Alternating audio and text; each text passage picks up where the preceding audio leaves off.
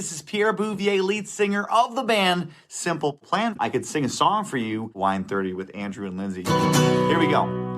Andrew and Lindsey hosting Wine 30. Andrew and Lindsey. Through all the best and many more years to come tonight. I'm just a kid. Many more years to come. Peace. Hi, everybody. It is a special Friday episode of Wine 30, and we will be sharing an interview with the director, producer, and VFX supervisor for Titanic 666, which came out today, April 15th on Tubi, which is a free streaming service. So there's no reason not to go stream this movie for free. Yeah.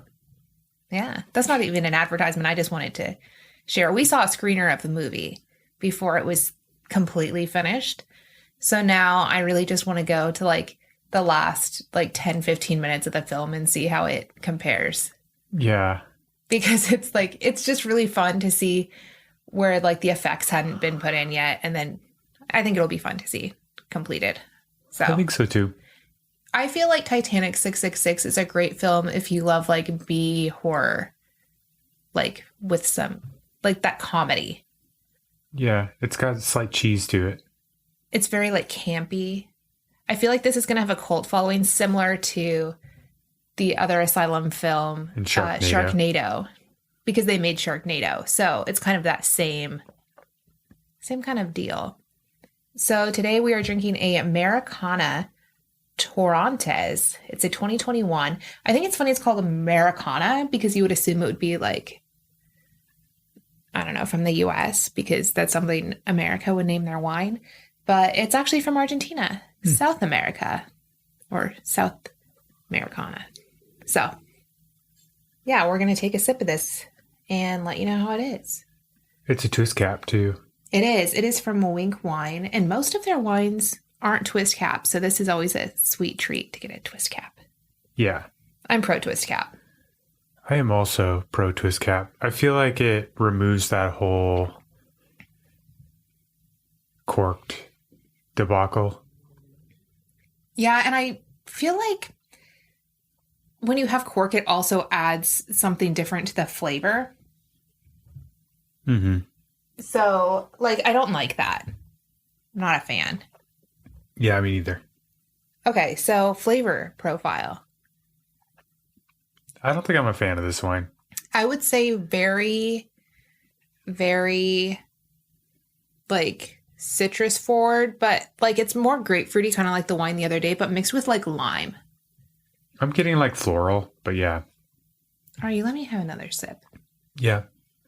It smells more floral. Yeah. It kind of, like, hits my palate. Oh, it does weird. have, it is kind of like grapefruit with lime, but also, like, roses. For some reason, it reminds me of laundry.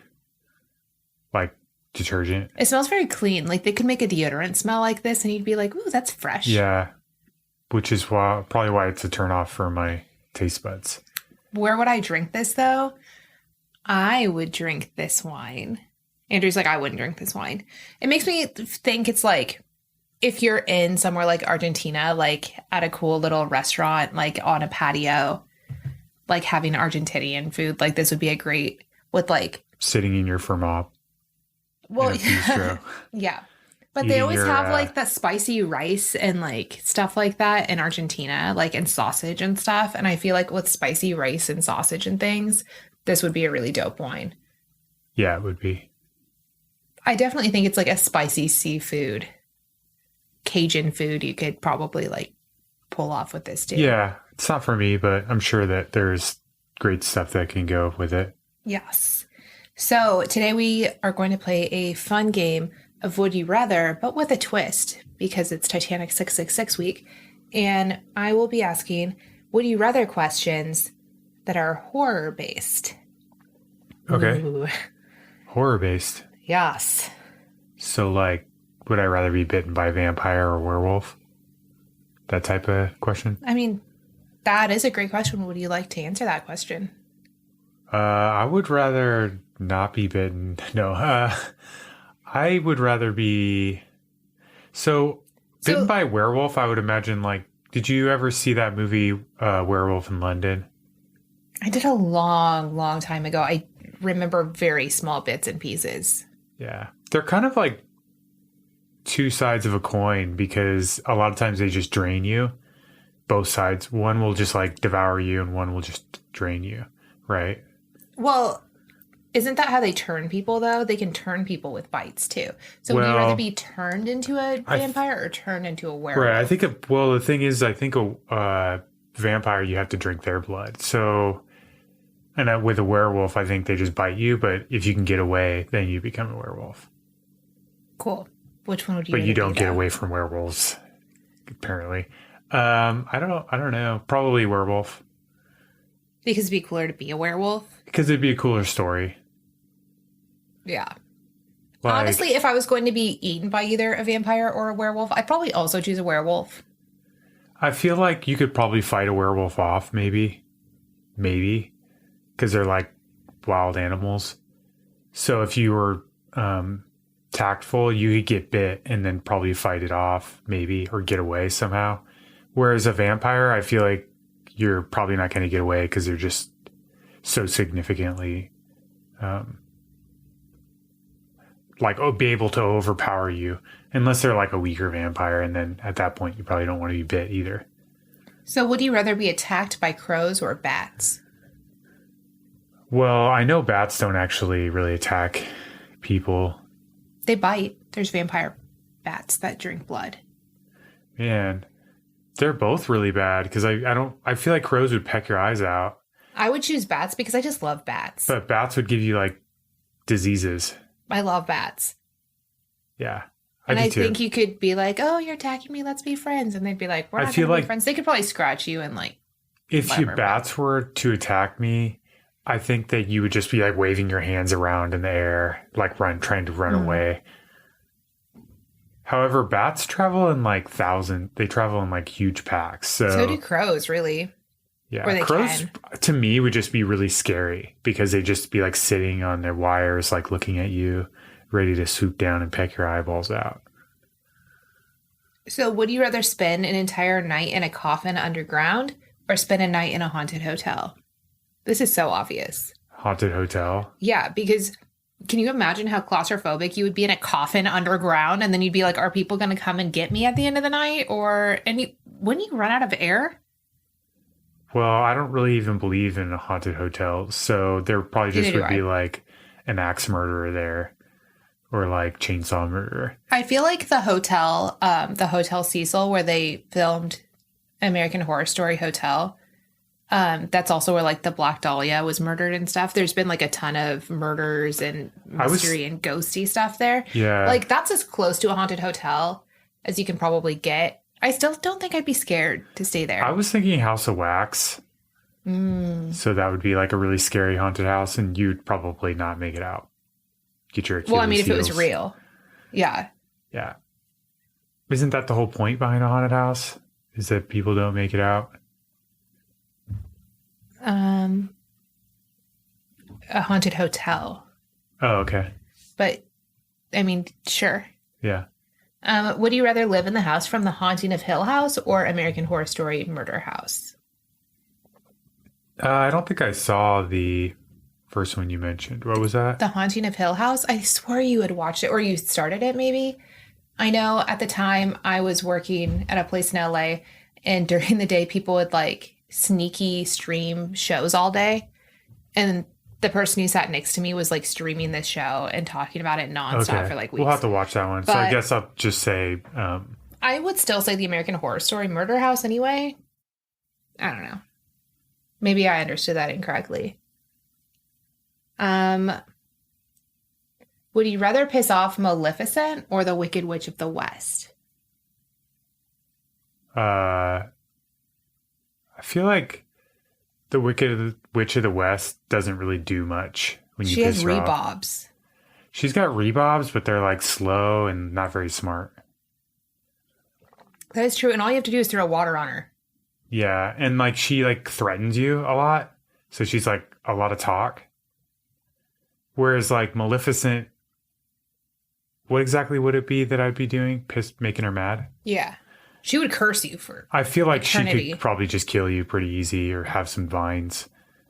The problem with Maleficent is I only think about the old one, and I do not like that Maleficent. She's really, the one from Sleeping Beauty. yeah. I mean, she just cursed Sleeping Beauty. I mean, I like her. I just don't wouldn't want to be on her bad side. If you had to fight Dracula, Frankenstein, or the Wolfman, which one would you choose? Probably Dracula. Actually, no, I wouldn't want to fight Dracula, but I kind of would, because then I'd be like Van Helsing. I would say Frankenstein, because Frankenstein was really dumb, right? No, Frankenstein was the genius. Oh, yeah, because Frankenstein's a monster is that. Yeah. Okay. So if you had to fight the you actual wouldn't really want to scientist. fight the scientist, because that would be like pretty messed up.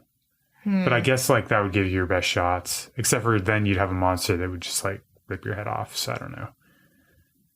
Because if he was fighting, he would use his monster to fight for him, but then you would be fighting him. Well, right? his monster thinks he's like a father. So like, you know. So the answer is Dracula. Because Wolfman would obviously just like rip you to shreds. I don't even know what Wolfman's all about. I mean, he's half wolf, half man, right? So he's a lichen? I don't know. I don't know what a lichen is, but sure. Oh, no, a lichen is half vampire, half wolf. Okay, let's do 2 more of these. Would you rather be chased by Freddy Krueger, Jason Voorhees, Michael Myers, or Ghostface? Well, definitely not Freddy Krueger. I'm not trying to like never sleep again. Michael Myers would not be. I would not want to be chased by Michael Who's Myers. Ghostface? I'm not familiar with that one. Ghostface is what they call the killer from Scream, right? Oh, okay. Yeah, I wouldn't mind being chased by them, because I feel like they're always like dumb college or high school kids that I feel like how hard would it really be to outsmart them? I also think that... And if they kill you, it's fast. They over-exaggerate, like, the knife. Mm-hmm. Like, I'm like, I could probably get stabbed a couple times and still be able to defend myself and get to the hospital. Maybe. It's kind of like being shot. As long as you're not, like, domed or shot in the heart, you can probably get to the hospital. Or, like, fight your way out, you know? Would you rather have a friendly but scary-looking monster under your bed for the rest of your life, or have nightmares every day for the rest of your life? I already have a friendly but scary-looking monster that lives under our bed at night. Her name is Somi. Yeah, so that's an easy answer. Like a friendly, scary monster is not that bad to me. It's basically like our dog, who likes to sleep under the bed. Honestly, it depends on what you mean by monster, because monster could mean killer. But murderer. they're friendly. So they're a friendly murderer? Or like E.T. is kind of like an alien monster thing. They're like right? the clown in the in the sewer. Yeah. Like, hey, here's a balloon. come on down. Mm-hmm. It's better than nightmares, though, right? Like, if they're friendly and you're not having nightmares, you're obviously able to sleep okay. And monsters typically will toy with you, right? Like, they don't just want to... They want to feed off of your fear. Your fear. Although nightmares are kind of cool. Every night, though? It depends if you could... See, the thing with nightmares is you can have, like, a lucid dream, right? Where you can, like, control it a little bit? So you could, like, get used to... I like nightmares, so I don't know. No, I don't. I don't like nightmares. I don't like nightmares. I like things that, like, start to get a little, like, scary or weird and then, like, go a different direction. Yeah. Where you're like, ooh, this is getting a little scary. And sometimes you may even wake up and be like, ooh, snakes, that was scary. And then you fall back asleep and then the snakes are, like, friendly snakes. They're like, hi, Lindsey. Let's go get some cotton candy. They're like part of a band, and like, you're like playing music. Okay, cool. Let's go get some cotton candy, snakes. Like things like that. Okay. You're like, your dreams must be a joy. Yes. So we're going to take a quick second to talk about our sponsor for this episode. And then when we come back, it will go right into the interview with Nick Lyon, who is the director of Titanic 666, Paul Bales, the producer, and Glenn Campbell, the VFX supervisor. I'm going to link all their IMDb pages in the show notes because all of these guys have a huge like repertoire of what they've done. And we hope you enjoy the interview. Bombas' mission is simple. Make the most comfortable clothes ever and match every item sold with an equal item donated. So when you buy Bombas, you are also giving to someone in need. Bombas designed their socks, shirts, and underwear to be the clothes that you can't wait to put on every day. Everything they make is soft, seamless, tagless, and has a luxurious, cozy feel. They're made from super soft materials like merino wool, Pima cotton, and even cashmere, which makes them the perfect cozy layers. There's a pair of Bombas socks for everything you do. They come in tons of options like comfy performance styles for every sport and activity that keeps you moving. I am absolutely obsessed with the Bombas adult Disney socks. They're like, they look like the colors of all the Disney princesses without just having like the princess right there on the sock. I think it's really sleek and chic and fun, and they are so cozy. Bombas t-shirts are made with thoughtful design features like invisible seams, soft fabrics, and the perfect weight so they hang it just right. Bombas underwear has a barely there feel with second skin support that makes you feel like you're not even wearing underwear. Like maybe they're not even there, but like in a good way. And did you know that socks, underwear, and t-shirts are the 3 most requested clothing items at homeless shelters? That's why Bombas donates one for every item you buy. Go to bombas.com/wine30 and get 20% off your first purchase. That's BOMBAS.com/wine30 for 20% off. Bombas.com/wine30. Hi, I'm Nick Lyon. I'm the director of Titanic 666, as we call it, T666. I'm Paul Bales. I'm a producer of Titanic 666 and also one of the partners at The Asylum, the studio that made this movie. I'm Glenn Campbell. I was a visual effects supervisor. I have not had a day off in the last month. Oh my God, you're so fired. You're so fired. Was that a cracker? Yes, he's also blinking in Morse code. So. Help me. Oh, no, the show is just, it's enormous. It's all Asylum films are made on a relatively short basis, but this one, we had more time, we had more people, but it was very ambitious. And these guys, in the original work print, cut in actual shots from the real Titanic movie. And I'm looking at it going, did you just promise them shots that look like that? So we had to step up our game, and we did. We actually, my plan worked. Yeah, I can honestly say, when we were going through the edit, there were still some shots left over from the real Titanic, and we couldn't tell. We were like, is that one of ours? Oh, that's one of, okay, we haven't done that one yet. So we're feeling pretty good. How many visual effects are in this? There are 460 shots. The shooting time was maybe like a day more, or maybe 2 days more, but that's not saying much because the shoots are usually like really short and fast. So, I think in all we only shot this in, can I say? Yeah, I mean, say. All right, we shot it 2 days. Little Shop of Horrors. So it was double. That's why he has so much visual effects work to do.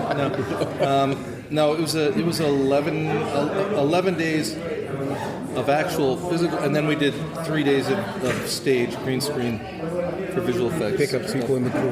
Yeah, And that is with the ghosts and everything. That is more than double what we usually shoot. I won't do most of theirs. No, usually it's like 10 or 11. So I mean, it wasn't an easy one to shoot because there was a lot going on, a lot of story. It was like a lot of crowd scenes and big ballroom scenes, and with a small crew, it's tough, because you have ballrooms to light at night, and it's a nighttime shoot on the Queen Mary. And I don't know if walked. I think I clocked maybe 25,000 steps per day shooting because it was just like. Now, had the Queen Mary been decommissioned at that point? So you guys? No, there was other stuff shooting there, but we got on. Yeah, but in terms of a hotel, I don't think. There's not a hotel. There was no hotel. Nobody was staying there. Yeah. I mean, shout out to the city of Long Beach for allowing us to do the production because it really is key. Because the Queen Mary, I believe, was a sister ship of the Titanic, and it's so similar. Just adds so much production value, and it's a ship that's just there. And I hope that somebody is able to save it. Because I hear that they might. It's amazing. It's really cool. There is history, and it was one of the funnest things. Because Lydia Hurst is in the movie. and we're sitting there in like the biggest suite on the Queen Mary, which is like the governor's suite or something like that. She's like, this was my grandparents' suite. And I'm like, what? Really? And that was her grandparents' suite. That's where they always used to travel on it, which was kind of neat. You know, honestly, at first, when I heard it, I was kind of like, I thought it was like funny, like a whole ship full of like social media, you know, influencers that are getting sunk and killed. I thought that was like a cool thing. And then I read it and I was like, oh, this is actually a little bit more, you know, after reading it, the first impression was like, oh, a ship full of influencers getting tormented by ghosts. That's what I thought it was. Which is kind of funny. I mean, it's like a great, like, initial, like, oh, I'm interested. And then it became about, like, making it as scary as possible, you know? But that's why, like, you know, like Annalyn McCord's character, I really wanted her to play it up to be, because she's the main, and I think she did a great job. And we kind of worked together and like, I let her kind of go off sometimes off the rails a little bit and wanted her to do the, you know, the, what is it, vocal fry, you know, the whole talk and everything. And so she really did a nice job of that. And there was some nice stuff that she came up with too. And I think she's the audience. For, you know, she brings the audience into the experience, you know, as the surrogate for them. And but everything turns out fine for her. Well, at the end, she has a really strong scene. Which this movie is full of characters that you love to hate. Like, everyone is a villain for the most part. Do you each have, like, an individual favorite villain in the movie? Ooh. Wow. That's a good one. Do I have a favorite villain? Or, like... in this movie? We're not, you know what? I think Jamie Bamber as Cochrane. I think he kills it. He absolutely does a great job of being. And in the development, his acting is just really so. He was meant as the villain. He was meant to be the villain. But he's a good villain because he doesn't think of himself as a villain. He doesn't get up checklists, pull wings off flies, push old ladies, steal candy from babies. He honestly thinks, look, I'm selling this stuff. I don't see any problem with this. So that makes him a good villain because he's not like, aha, I looted the thing. It's like, I don't understand why this is happening. And he's that kind makes of it the one that's the most villainous. You know, I mean, really, if you call it a villain, I mean, he's just not supposed to be likable. But he also, and I thought this was really interesting, he's British. And he said, I don't want to do a British accent because then it's the typical evil British, because all of the British are evil. Yeah. Can I say that? Can I ask your lawyer that? But so, and that was his choice, which I thought was very smart. I didn't know he was British. I mean, I'd only seen him in Galactica. No, I had no clue until... British in that, too? He was? No. But yeah, I had no clue, and said, "Oh, I'll be done." No, but he gave every scene like full on, and you know, honestly, like Joe Gad, I really love. I like everybody in it. I can't like say one. They're British actors, yeah. Anna Lynn's American. Lydia Hurst. Actually, I have to say I like Lydia Hurst. Almost, yeah. That's a good one because she does such a cool job. She's like really good. I liked what she does in the whole thing with the ritual. He commits. And he totally commits. Some of your readers and viewers might know her from a TV series we did on Z Nation, where she also plays just a really creepy. I mean, she's the sweetest person. So nice, but she's just got a talent for playing creepy women I would date.